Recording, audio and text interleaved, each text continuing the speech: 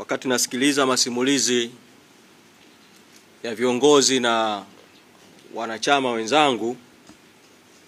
masimulizi ya Noeli, ya Pendo, ya Ali, ya Shabani, ya Ngoto na wengine, nilijihisi kwamba sistahili kusimulia kilichonikuta, kwa sababu wenzangu wamepata madhara makubwa sana ya kimwili, na mimi nimesimama natembea bila kuchechemea. Lakini kwa sababu toka jana usiku kumekuwa na wenye shauku ya kutaka kujua na mimi nini kilinisibu, nitakisemea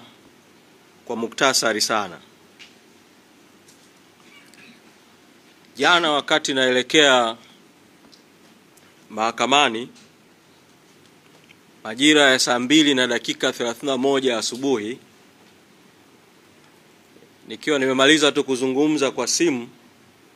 na makamu mwenyekiti Mheshimiwa Saidi Mzee na naibu katibu mkuu Zanzibar Mheshimiwa Ali, wote kwa upande wa Zanzibar, wakinieleza kwamba tayari wamekushafika maeneo ya karibu na Kisutu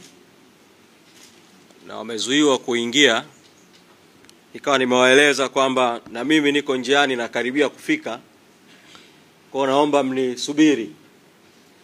ili tuweze kufanya utaratibu wa pamoja wa kuingia mahakamani.